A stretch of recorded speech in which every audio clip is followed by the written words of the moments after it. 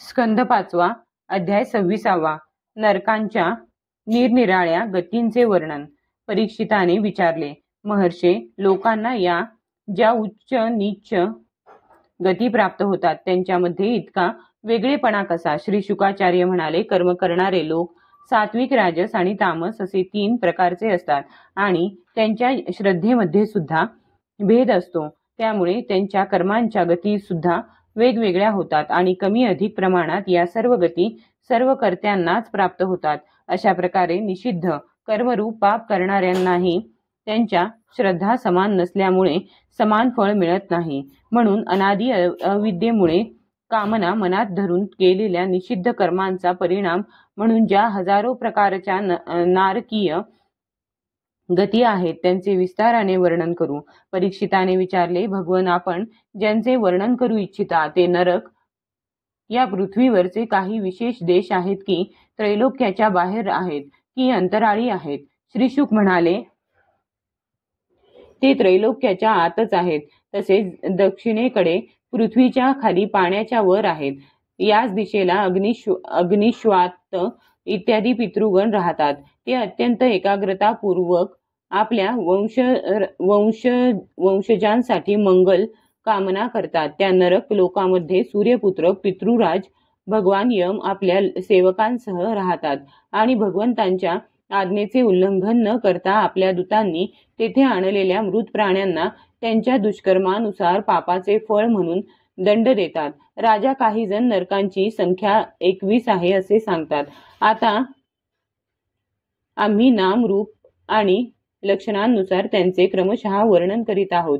त्यांची नावे अशी: तामिस्त्र, अंधतामिस्त्र, रौरव, महारौरव, कुंभीपाक, कालसूत्र, असिनपत्रवन, सुकरमुख, अंधकूप, कृमिभोजन, सनदंश, तप्तसूर्मी,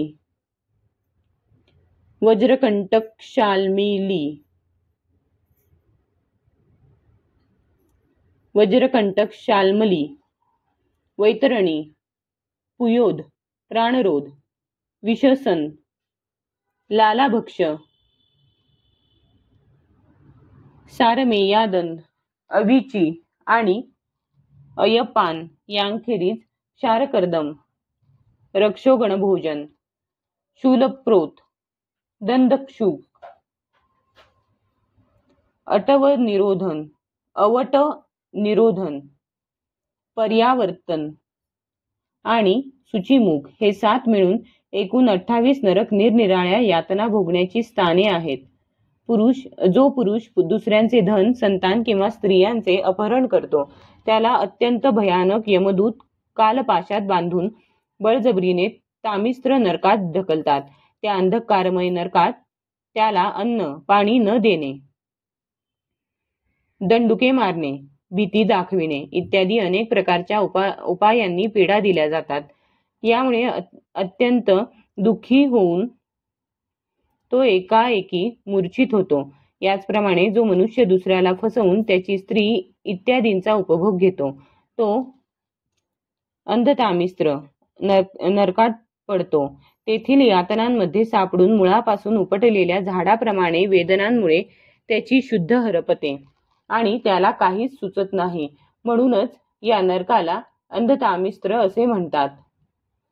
या लोकामध्ये जो पुरुष हे शरीरच मी आहे आणि हे स्त्री धन इत्यादी माझेच आहेत असे समजून दुसऱ्या प्राण्यांचा द्वेष करून नेहमी आपल्या कुटुंबाच्या पालन पोषणातच व्यग्र असतो, तो आपले शरीर सोडल्यानंतर आपण केलेल्या पापामुळे स्वतःच रौरव नरकात जाऊन पडतो. या लोकात ज्याने ज्या जीवांना ज्या प्रकारे कष्ट दिले असतील, परलोकात यमयातना भोगण्याची वेळ आल्यावर ते जीव रुरू होऊन त्याला त्याच प्रकारचे कष्ट देतात. म्हणून या नरकाचे नाव रौरव असे आहे. रुरू हे सापापेक्षाही अधिक क्रूर स्वभावाच्या एक प्रकारच्या जीवाचे नाव आहे. असाच महारौरव नरक आहे. जो दुसऱ्या कोणाचीही पर्वा न करता केवळ आपल्या शरीराचेच पालन पोषण करतो तो या नरकात जातो. कच्चे मांस खाणारे रुरू त्याला या मांसाच्या लोभाने फाडून खातात. जो क्रूर माणूस या लोकी आपले पोट भरण्यासाठी जिवंत पशु किंवा पक्षी शिजवितो त्या हृदयशून्य राक्षसांपेक्षाही क्रूर माणसाला यमदूत कुंभीपाक नरकात घेऊन जाऊन उकळत्या तेलात शिजवितात. जो मनुष्य या लोकी माता पिता ब्राह्मण आणि वेद यांना विरोध करतो त्याला यमदूत कालसूत्र नरकात घेऊन जातात. याचा घेर 10,000 योजने आहे. ते येथे जे तापलेले याचा घेर 10,000 योजने आहे. येथे जे तापलेले तांब्याचे मैदान आहे तेथे वरून सूर्य आणि खालून अग्नीच्या दाहाने ते भयंकर तापलेले असते. तेथे पोहोचलेला पापी जीव तहान भुकेने व्याकुळ होऊन जातो आणि त्याचे शरीर आतून बाहेरून जळू लागते. तो इतका बैचेन होतो की तो कधी बसतो, कधी झोपतो, कधी तडफडू लागतो, कधी उभा राहतो, तर कधी इकडे तिकडे धावतो. अशा प्रकारे पशुच्या शरीरामध्ये जितके रोम असतात तितकी 1000 वर्षेपर्यंत त्याची अशी दुर्गती होत राहते.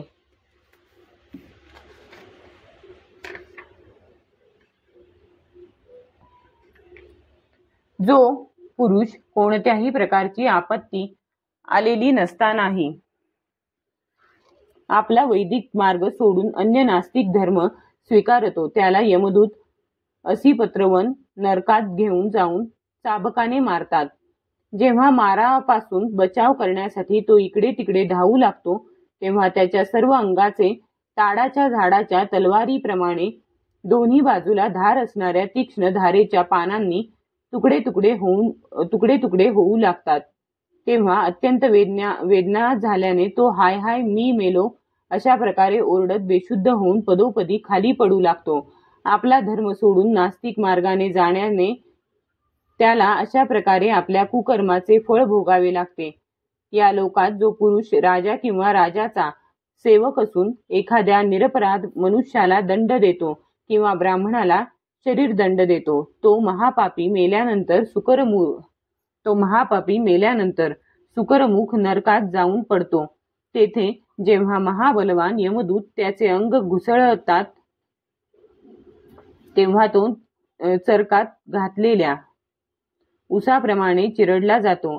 तेव्हा तो ज्याप्रमाणे या लोकी त्याने सतावलेले निरपराध प्राणी रडत ओरडत होते त्याप्रमाणे कधी आर्त स्वराने ओरडतो आणि कधी मूर्छित पडतो. जो मनुष्य या लोकी ढेकूळ इत्यादी जीवांची हिंसा करतो त्यांना पीडा दिल्यामुळे तो अंधकूप नरकात जाऊन पडतो. कारण स्वतः ईश्वरानेच दुसऱ्यांचे रक्त पिणे इत्यादी ही त्यांची उपजीविका बनविली आहे आणि त्यामुळे आपण दुसऱ्यांना कष्ट देतो याचे त्यांना ज्ञानही नसते. परंतु मनुष्याची उपजीविका भगवंतांनी विधी निषेधपूर्वक बनविली आहे आणि दुसऱ्यांना होणाऱ्या कष्टाचे त्याला ज्ञानही आहे. तेथे ते पशु, मृग, पक्षी, साप इत्यादी सरपटणारे प्राणी, डास, उवा, ढेकून, माशा इत्यादी त्यांना त्रास दिलेले जीव त्याला सर्व बाजूंनी चावतात. त्यामुळे त्याची झोप आणि शांती भंग होते आणि सुरक्षित अन्य ठिकाणी त्यामुळे त्याची झोप आणि शांती भंग होते आणि सुरक्षित अन्य ठिकाण न मिळाल्यामुळे सुद्धा तो बैचेन होऊन त्या घोर अंधकारात अशा प्रकारे भटकत राहतो की जसा रोगग्रस्त शरीरात जीव तडफड करतो. जो मनुष्य या लोकी पंचयज्ञ केल्याखेरीज तसेच जे काही मिळेल ते दुसऱ्या कोणाला दिल्याखेरीज स्वतःच खातो त्याला कावळ्या समान मानले गेले आहे. तो परलोकी कृमी भोजन नावाच्या निकृष्ट नरकात जाऊन पडतो. तेथे 1,00,000 योजने लांब तेथे 1,00,000 योजने लांब रुंद असे एक किड्यांचे कुंड आहे. त्यात यालाही किडा बनून राहावे लागते आणि जोपर्यंत आपल्या पापांचे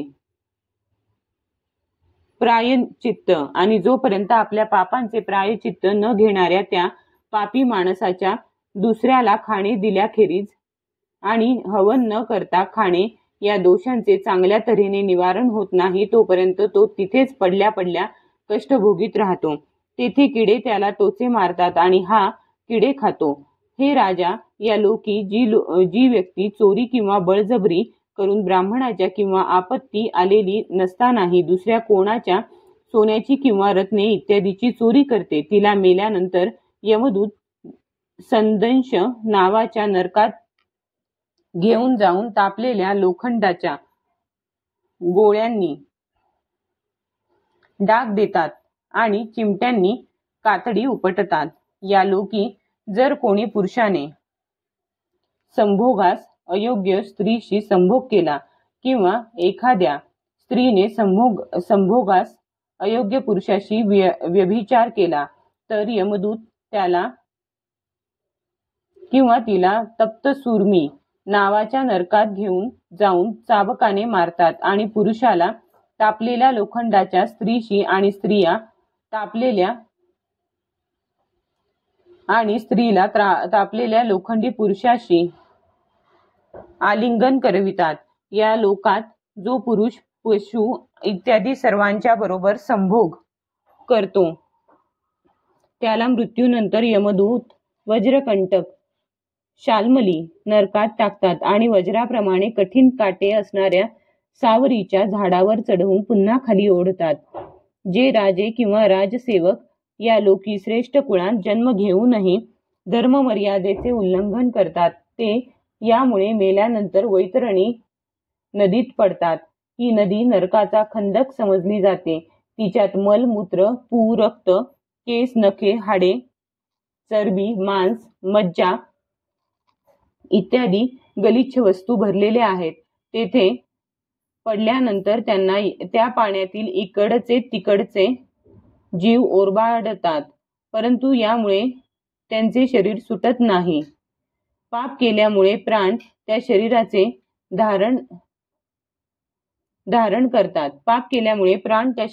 धारण करतात आणि त्या दुर्गतीला आपल्या कर्मांचे फळ समजून ते मनोमन कष्टी होत राहतात. जे लोक पावित्र्य आणि आचाराच्या नियमांचा त्याग करून तसेच लज्जेला तिलांजली देऊन या लोकी शूद्र स्त्रियांशी संबंध ठेवून पशूंप्रमाणे आचरण करतात, ते सुद्धा मरणानंतर पू, विष्ठा, मूत, कफ आणि मळाने भरलेल्या पियोद नावाच्या नरकात पडून त्या अत्यंत घाणेरड्या वस्तूच खातात. या लोकी जे ब्राह्मणादी उच्च वर्णाचे लोक कुत्री किंवा गाढवे पाळतात आणि शिकार करतात, त्याचप्रमाणे शास्त्राला सोडून पशूंचा वध करतात, ते मेल्यानंतर प्राणरोध नरकात टाकले जातात आणि यमदूत तेथे त्यांना बाणांनी घायाळ करतात. जे नास्तिक लोक ढोंगीपणाने केलेल्या यज्ञात पशूंचा वध करतात, त्यांना परलोकी वैशस नरकात टाकून तेथील अधिकारी अत्यंत त्रास देऊन त्यांना तोडतात. जो द्वीप कामातुर होऊन आपल्या सवर्ण भार्येला वीर्यपान करवितो, त्या पाप्याला मेल्यानंतर यमदूत वीर्याच्या नदीत लालाभक्ष नावाच्या नरकात टाकून वीर्य पाजतात.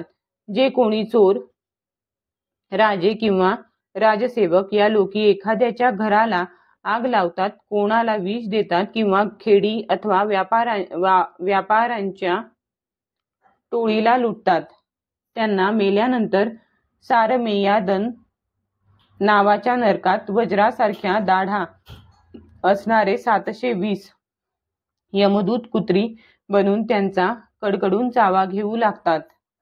या लोकी जो पुरुष कोणासाठी साक्ष देताना, व्यापारात किंवा दान देतेवेळी कोणत्याही प्रकारे खोटे बोलतो, तो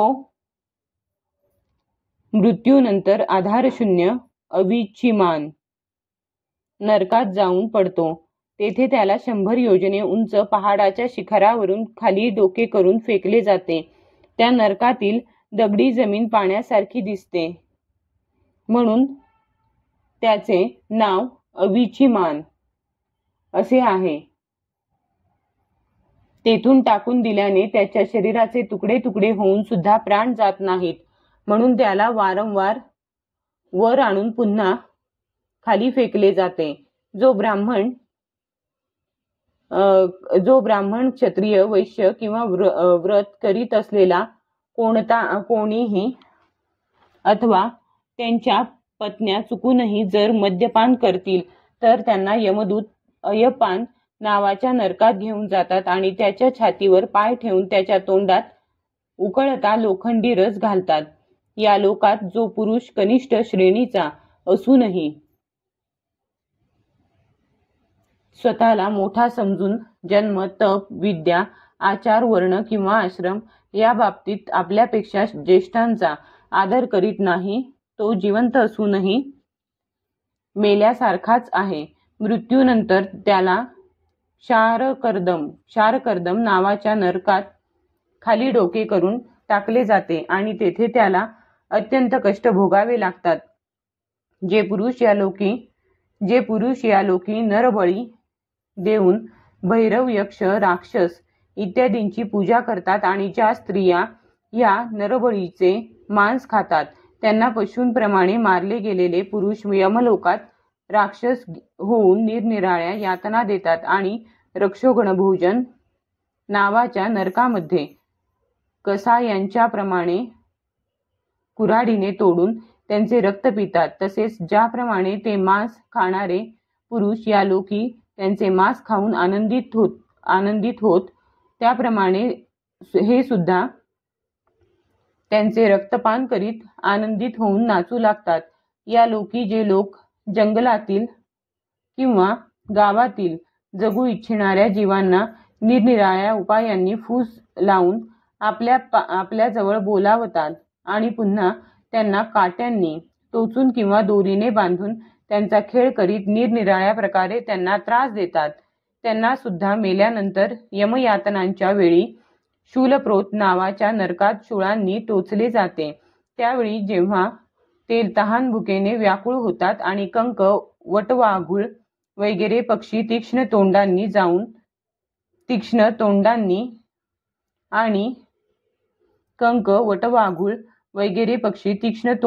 तोंडांनी त्यांना टोचू लागतात, तेव्हा आपण केलेली सर्व पापे त्यांना आठवतात.